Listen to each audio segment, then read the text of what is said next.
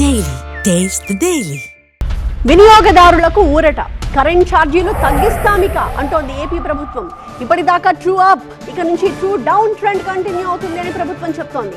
YCP హయాంలో ఛార్జీలు పెరగడమే చూశారు, ఇకపై తగ్గడం కూడా చూస్తారు అంటూ ప్రకటించింది అధికార కూటమి. అయితే దానికి వైసీపీ కౌంటర్ ఇస్తోంది.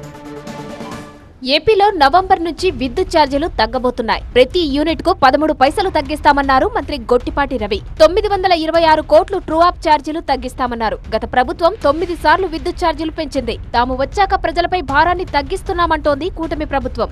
ప్రతి యూనిట్ కి 13 పైసలు తగ్గించే కార్యక్రమం చేస్తాం. రాబోయే రోజుల్లో ఇంకా పెద్ద ఎత్తున, ఎందుకంటే పోయినసారి దాదాపు 9 సార్లు కరెంటు బిల్లు పెంచారు. మన ప్రభుత్వం అధికారంలోకి వచ్చిన దగ్గర నుంచి ముఖ్యమంత్రి గారు కానీ లోకేష్ గారు కానీ మేమందరం కలిసి ఎప్పుడు కూడా కరెంటు బిల్లు ఎట్లా తగ్గించాలనే దాని మీద పనిచేసాము. పనిచేసిన తర్వాత నిన్నటికి దాదాపు 926 కోట్లు ఎప్పుడు కూడా ట్రూ అప్ ఛార్జెస్ అంటారు, మేము ట్రూ డౌన్ ఛార్జెస్ అని తగ్గించాలనే ఉద్దేశంతో కష్టపడి పనిచేసాం. విద్యుత్ ఛార్జీల తగ్గింపులో ప్రభుత్వ గొప్పతనం ఏమీ లేదంటోంది వైసీపీ. పరిమితికి మించి వసూలు చేసి ఇప్పుడేదో తగ్గిస్తున్నట్టుగా తప్పుడు ప్రచారం చేస్తున్నారని వైసీపీ విమర్శిస్తోంది.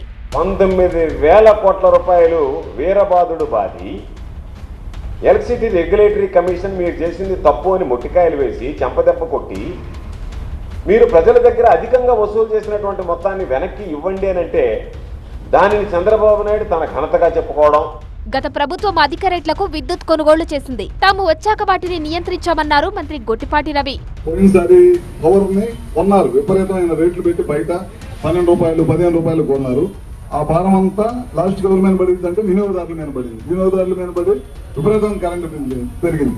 మేము వచ్చిన తర్వాత కూడా సంవత్సరం 3 నెలలు వాళ్ళు వేసిన డబ్బుల్ని 15,000 కోట్ల రూపాయల పైన డబ్బుల్ని మీ మీద భారం పడతా ఉంది. అది తగ్గించడానికి చాలా యుద్ధం చేయాల్సి వచ్చింది అన్నమాట. విద్యుత్ ఛార్జీలు పెంచబోమంటూ హామీ ఇచ్చిన కూటమి మాట తప్పిందని వైసీపీ విమర్శించింది. చేసిన తప్పుకు క్షమాపణ చెప్పాల్సింది పోయి గొప్పగా చెప్పుకోవడం విడ్డూరంగా ఉందంటోంది వైసీపీ.